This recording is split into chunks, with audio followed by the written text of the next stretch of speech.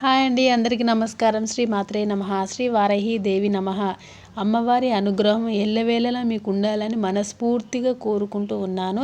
జీవితంలో ఏదైనా సాధించాలి అన్న తపనతో ఉన్నారా? కానీ ఏం చేయాలి, ఎలా చేయాలని చాలా బాధపడుతూ ఉన్నారా? ఆ విషయంలో స్పష్టత లేకుండా ఉంటున్నారా? మీరు తపన ఉండగానే సరిపోదు, ఆ దిశగా నిరంతరమైన ప్రయత్నాలు చేయాలి. వారాహి మాతను మనస్ఫూర్తిగా నమ్మి దీపారాధన చేసి పూజలు చేసి మంత్రాన్ని ఖచ్చితంగా మిస్టేక్ చేయకుండా ఎవరైతే కంప్లీట్గా చదువుతారో అమ్మవారి అనుగ్రహం అప్పుడు పొందగలరు. పనులు కాస్త ఆలస్యమైన చేపట్టిన పనిని పూర్తి చేసేంత వరకు రాజీ పడకూడదు. కేవలం ఆలోచిస్తూ ఖాళీగా కూర్చోవడం వలన ఏ పని ప్రారంభం అవ్వదు. మీకు ప్రస్తుతం ఉన్న ఖాళీ సమయాన్ని సద్వినియోగం చేసుకోవాలి. మీరుగా క్రమశిక్షణగా ఉండాలి. అమ్మవారిని మనస్ఫూర్తిగా నమ్మి ఈ మంత్రాన్ని జపించండి.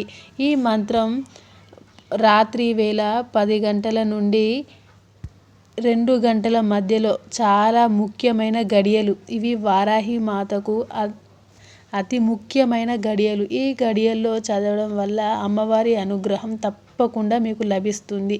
ఎందుకంటే వారాహి మాతకు రాత్రిపూట పూజ చేయడం చాలా మంచిది.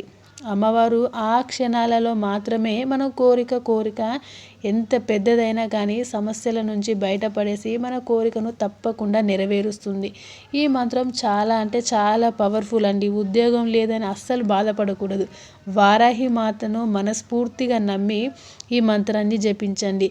లేదంటే బ్రహ్మ ముహూర్తంలో అయినా కూడా జపించవచ్చు. ఈ మంత్రాన్ని ఆడవారు కానీ మగవారు కానీ తప్పకుండా జపించవచ్చు. ఆడవారు పీరియడ్ టైంలో అస్సలు జపించకూడదు.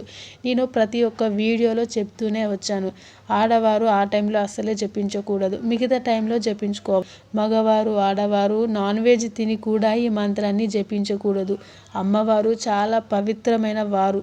అలాంటి వారి మాతకి మనం తప్పకుండా కొన్ని నియమాలు పాటించి ఈ మంత్రాన్ని జపించాలి. ఈ మంత్రం వచ్చేసి ఏమిటి అంటే ఓం ఐం శ్రీం క్లీం ఓం. తప్పకుండా ఈ మంత్రాన్ని జపించండి. ఎంతటి శక్తి అంటే చాలా శక్తివంతమైన మంత్రం కాబట్టి జాగ్రత్తగా ఒక పేపర్ మీద రాసుకొని నిరంతరం చదువుతూ ఉండండి. ఈ మంత్రం చదవడం వల్ల అమ్మవారు తప్పకుండా అనుగ్రహిస్తారు. మీ కోరికల్ని తప్పకుండా నెరవేరుస్తారు.